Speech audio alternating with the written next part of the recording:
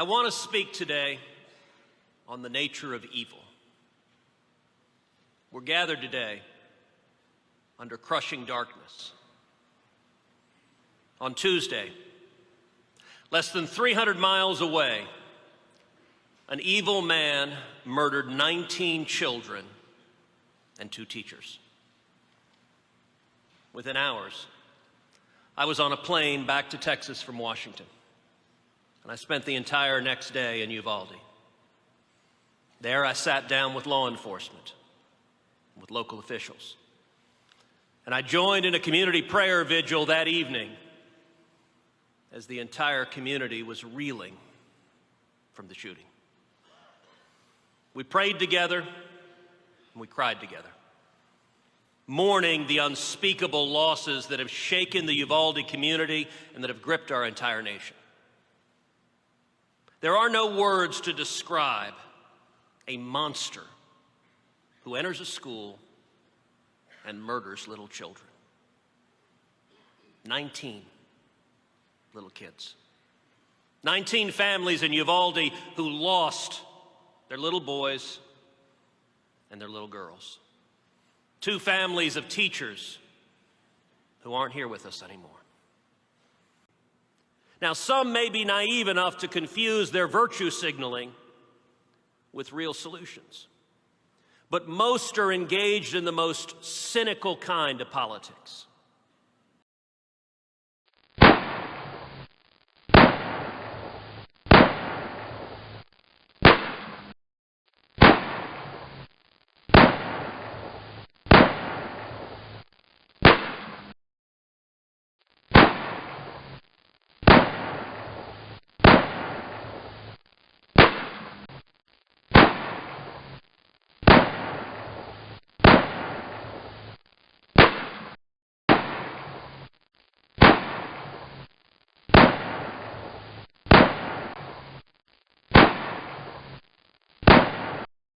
Most are engaged in the most cynical kind of politics.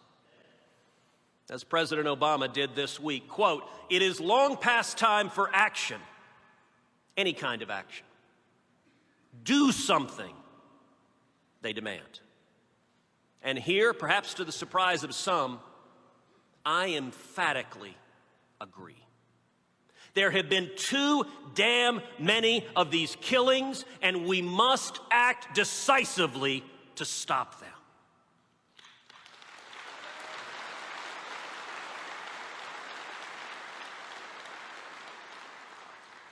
But what is the something we should do? The elites who dominate our culture tell us that firearms lie at the root of the problem. By elites, I refer to some of the most powerful politicians and their allies in the media, the leaders of the largest corporations and many of the most famous celebrities, and those who echo and amplify them. Their resources are limitless. Their megaphone is enormous, and their voice can be deafening. Many of these same people make their accusations from behind great bulwarks of safety, from gated communities equipped with private security, or at the very least, from safe and expensive neighborhoods protected by high home prices and low crime rates. Such people can afford an indulgent ideology that ignores reality. As is so often the case, those furthest from the halls of power are the most dependent on the ability to defend themselves. For millions of Americans, the right to keep and bear arms is not theoretical, it's not abstract. For a single mom in a dangerous neighborhood, it is a matter of basic security. News at 11. The teens tear down the back door, only to discover mom is on the other side, locked and loaded. I let them know I had a gun once they was in the house, and they challenged me and said I don't have a gun. So that's when I shot off the first round. Now this video has gone viral. Her husband, thankful he gave his wife this assault rifle just 2 weeks ago after a different break-in attempt. If I haven't prepared my wife for this kind of situation, I could have came home to a family that was gone. So what do police think about this mom defending her home and her two small kids in this way? The chief of police said she certainly protected herself, her young children that were upstairs in the residence. She did nothing at all wrong. Even after the victim advised the suspects that she was armed, there was an aggressive attempt to continue to enter into her residence. Taking guns away from these responsible Americans will not make them safer, nor will it make our nation more secure.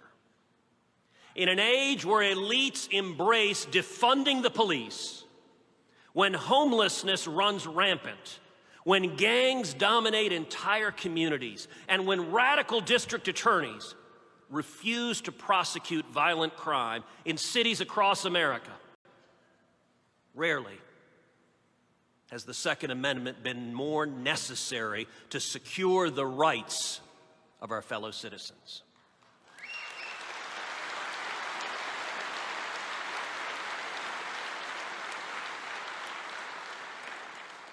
But many would still tell us that the evil on display in Uvalde or in Buffalo derives from the presence of guns in the hands of ordinary American citizens.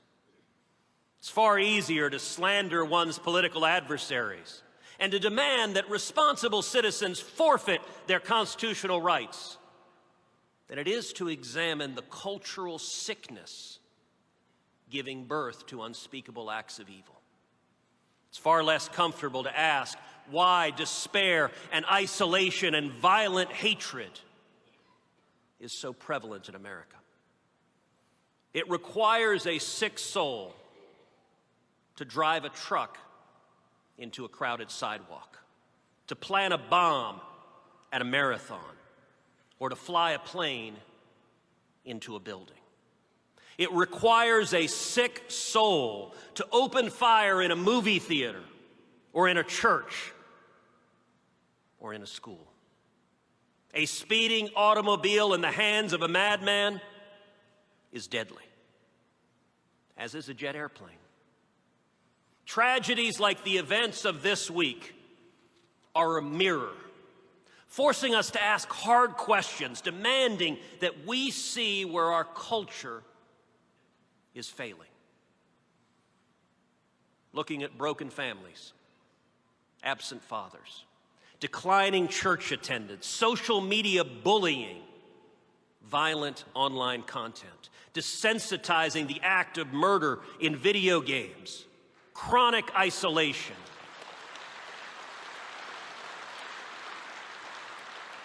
prescription drug and opioid abuse, and their collective effects on the psyche of young Americans is both complicated and multifaceted. It's a lot easier to moralize about guns and to shriek about those you disagree with politically. But it's never been about guns. We know that places with some of the most restrictive gun laws, places like Chicago and Baltimore and Washington, D.C., they don't have less gun violence. Indeed, they contain some of the most dangerous communities on the face of the earth. We also know that there are communities in places like Texas with extraordinarily high rates of gun ownership and extraordinarily low rates of gun violence. We know that keeping guns away from citizens who follow the law does very little to keep them away from criminals who ignore the law. We know that there are no more guns per capita in this nation today than there were 50 or 100 years ago. That's worth underscoring. In 1972, the rate of per capita gun ownership in the United States was 43%. In 2021, the rate is 42%. The rate of gun ownership hasn't changed. And yet, acts of evil like we saw this week are on the rise. And we have to ask ourselves why. The press will tell us these horrific crimes occur only in America. That simply isn't true.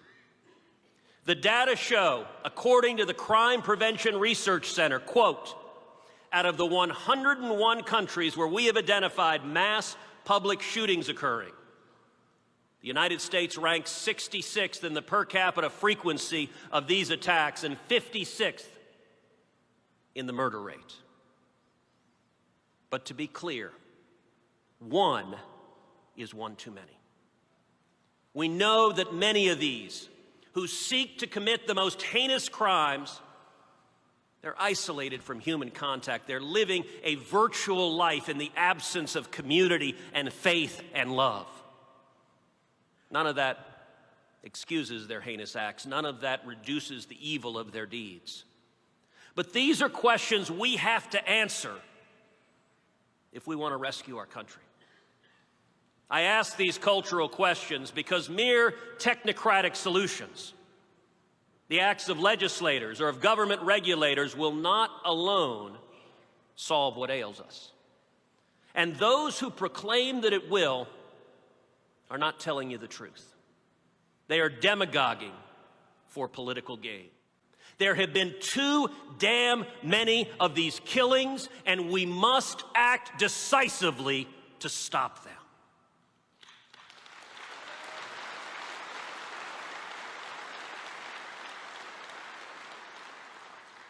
But what is the something we should do? To Washington Democrats, the answer is so-called universal background checks and banning so-called assault rifles. And the more aggressive among them call for banning all firearms. Here's the problem. Their so-called solutions wouldn't have stopped these mass murders, and they know this.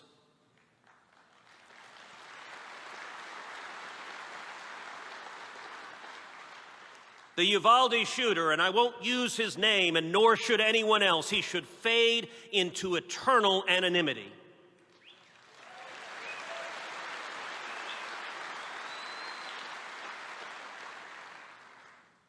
But that son of a bitch passed a background check. As for so-called assault rifles, which the left and the media love to demonize, these guns were banned for 10 years, from 1994 to 2004. And the Department of Justice examined the effect of the ban and concluded that it had zero to statistically significant effect on violent crime. So why is it that so many politicians advocate policies that they know won't work, that won't stop these horrific crimes? The answer for too many of them is that their real goal is disarming America.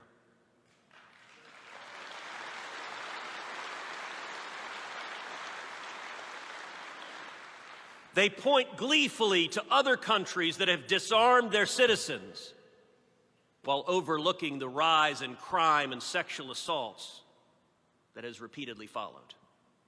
If they succeeded, these horrific crimes would not end. Gun bans do not work. Look at Chicago. If they worked, Chicago wouldn't be the murder hellhole that it has been for far too long.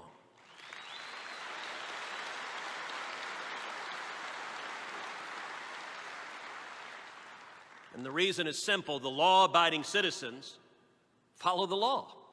But the criminals do not. That is why they're criminals. But let me tell you what would happen if they succeeded in confiscating guns. Many more people would lose their lives. Here's a statistic from the Obama White House, hardly a right-wing source. Guns are used defensively to stop a crime between 500,000 and 1 million times every single year.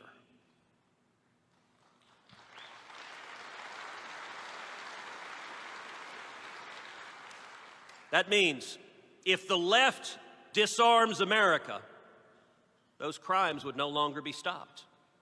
Many more single moms in subways would be assaulted or raped or murdered. Home invasions would turn much more deadly as only the criminals would have guns. And far more children would be murdered. So does that mean we're helpless? That there's nothing we can do to stop these crimes? Absolutely not. Let's focus on what works. Stopping the bad guys, imprisoning violent criminals, and protecting our vulnerable.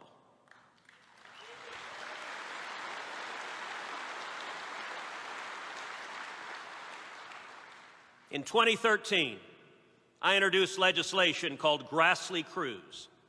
It was designed to take the guns out of the hands of felons and fugitives and those with serious mental illness. Grassley-Cruz did three things. First, it would mandate that the Department of Justice conduct an audit of federal agencies to make sure that all felony convictions have been reported to the database.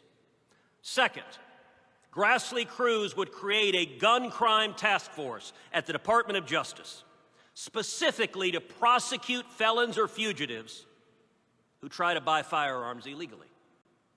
In 2010, there were 48,000 felons and fugitives who tried to illegally buy guns. The Obama Department of Justice prosecuted only 44 of them. That is indefensible.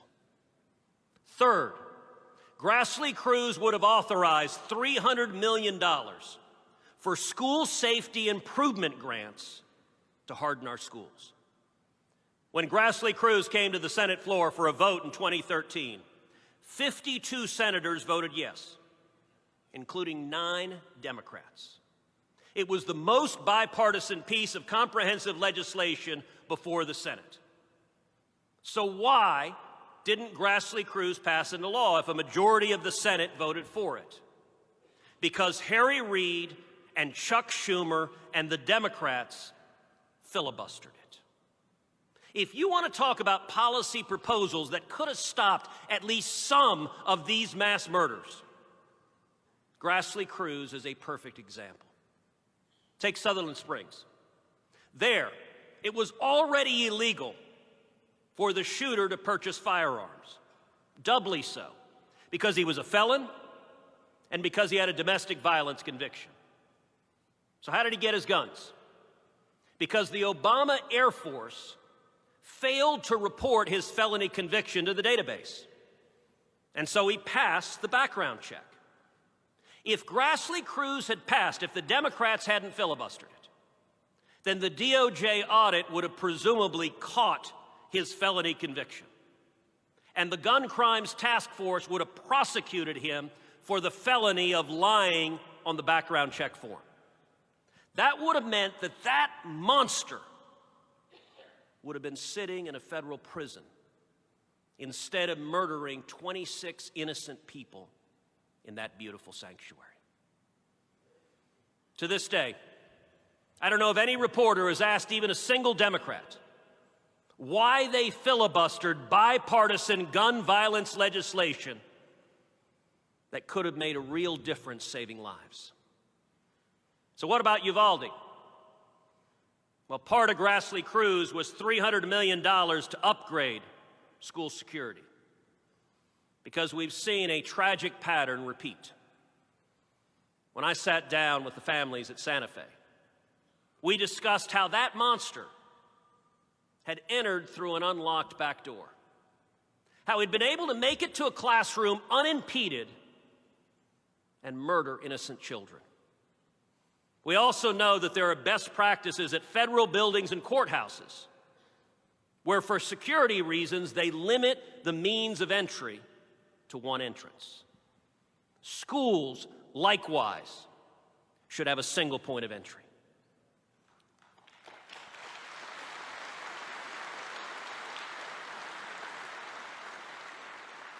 Fire exits should only open out. At that single point of entry, we should have multiple armed police officers.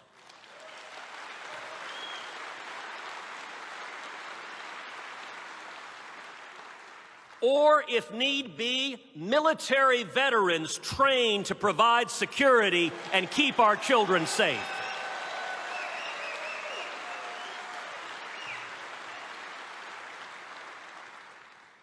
Maddeningly, the shooter in Uvalde got in the exact same way the Santa Fe shooter did. He walked through an unlocked back door into an open classroom. We need serious funding to upgrade our schools, to install bulletproof doors and locking classroom doors.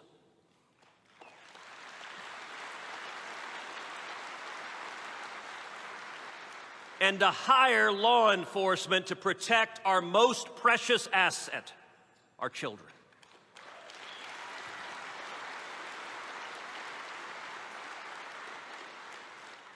Senate Democrats cynically blocked school safety funding in Grassley Cruz, and they have repeatedly blocked my legislation to allow schools to access $1.3 billion in federal funds to improve school safety.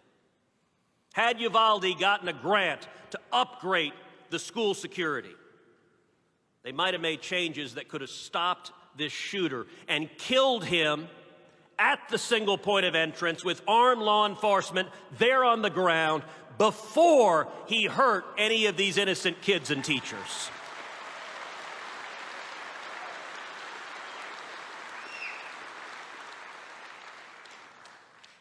Ultimately, as we all know, what stops armed bad guys is armed good guys.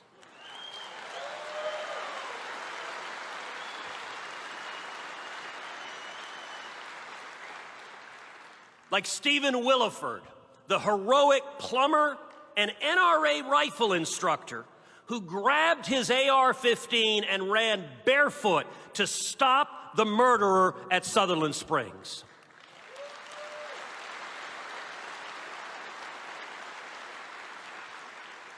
Or the Border Patrol Tactical Unit who finally killed the Uvalde monster.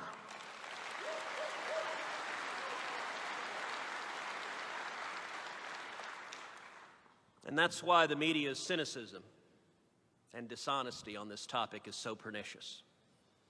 The media blames you, the millions of members of the NRA, for these crimes. That is a lie.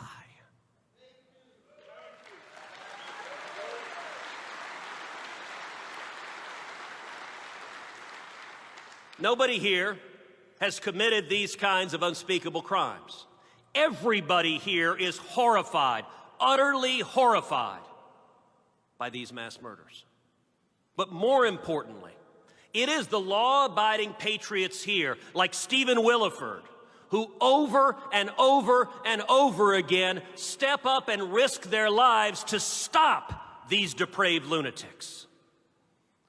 The media wanted all of us to stay away.